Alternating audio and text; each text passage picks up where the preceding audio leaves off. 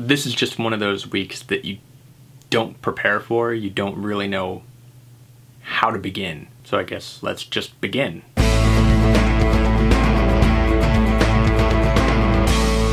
Hey everybody, welcome to another episode of Disorderly Political, where my disorder is I like to talk about politics and I like to read about politics and bring that information to you in kind of the most clearest way that I can. And hopefully we can have a discussion, a reasonable discussion about those things in the comments, and we can kind of build a debate. So earlier on this week, there were other stories that I was going to work on. There were things that were going on that were big news, that were worthy of talking about. There was the FBI deciding not to charge Hillary Clinton on the email scandal. There's a lot to talk about there. There's the story of Gretchen Carlson, former Fox News host who is now suing Roger Ailes for sexual harassment. That's a big story. And then there was also the news of Chelsea Manning's alleged suicide attempt in jail. All of those things happened earlier this week, and then things got really bad. First, there was the murder of Alton Sterling outside of a convenience store. And then we got the Facebook live stream of Philando Castile's death, also at the hands of a police officer. And those two events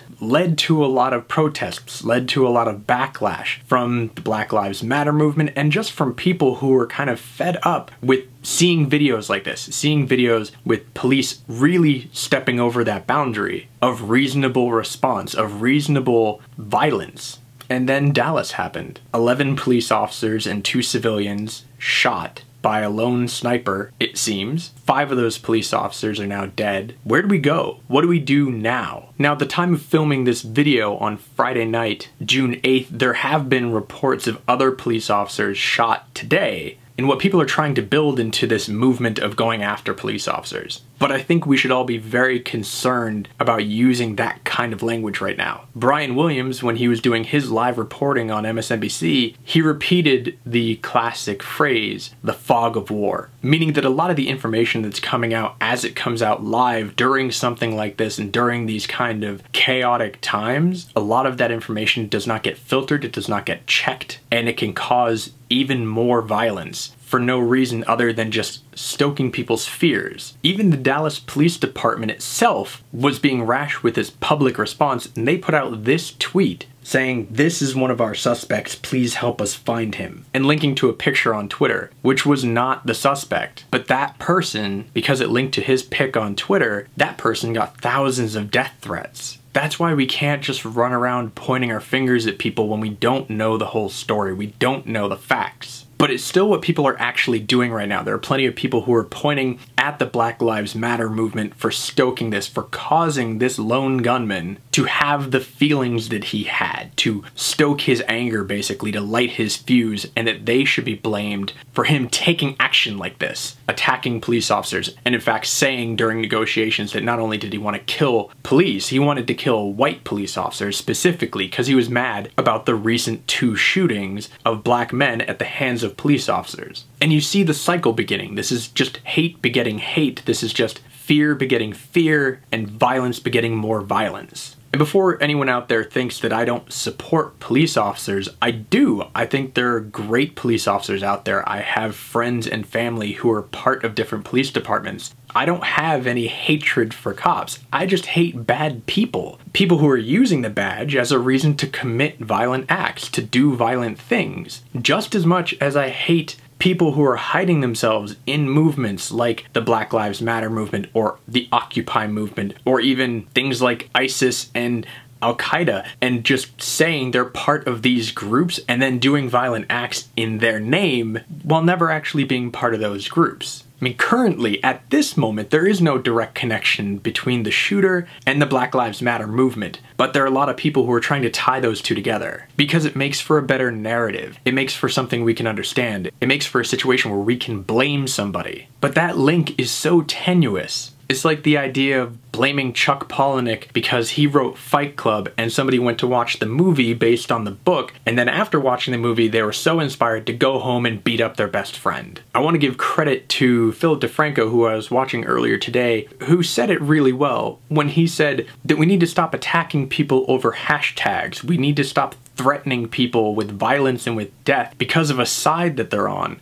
because these sides are not mutually exclusive. Using the hashtag Black Lives Matter does not not mean you don't care about cops or anyone else but black people. Using the hashtag Blue Lives Matter doesn't mean you don't care about black people. You can actually support both sides in the sense that you're supporting reasonable people and reasonable responses. The Black Lives Matter has a valid point. There are situations like the two that just happened earlier this week that seem to be predicated on the fact that the officers were treating these suspects differently because they were black, which either consciously or subconsciously caused them to react in a much more violent manner towards the suspect. So the Black Lives Matter movement has a reason to be upset because this seems to be systemic. While on the other side, the police have a reason to be upset because they're being labeled all as one because of either specifically bad cops doing bad things or good cops having a really terrible judgment and making a horrible and deadly mistake. And it's painting the entire police force as being racist. And that leads me to one point which I really hate, is painting entire movements or entire groups of people because of one person's actions. The entire police force around this entire country is not those 2 or 3 officers. So anyone who's part of any other movement going after all cops because of those cops' actions is wrong. And it's just as wrong to go in the other direction and say that all black people are this shooter, or everybody in the Black Lives Matter movement are these people who are more violent, are more extremist, because every group has extremists in it. And again, some people just hide under the veil of a group to use it as protection, to use it as a means to an end, without actually having any belief in that group. What concerns me the most is how we respond to these things, and how we respond to this particular situation right now. Because there are a lot of calls for unity. There are a lot of calls for people to come together and basically take it down a notch so that we don't have situations like this, and we don't have rash responses that causes more violence. And technically, if you boil down what those people feel, what they're seeing Dallas as is the end of a long period of tension. And they're hoping that that event, that horrible tragedy can wake up the country, can wake it up and make it focus on fixing the problem. But there are others who don't see Dallas as the end of something. They see it as the beginning. They see it as the beginning of an oncoming race war. And whether they think this has actually been planned by somebody or that this is spontaneous doesn't really matter. They see this as the beginning of some sort of revolution between the races. And those are the people that worry me. Whether they admit it or not, they don't want to see this end. They don't want to see it stop. Because if it stopped right now, for some reason they feel like they are in a lower position and they want their higher position back. They want their respect or their status or their personal beliefs to be held at a higher regard than they feel that they currently are right now. So even for them, they see this theoretical race war as a means to an end, and that end being their continued status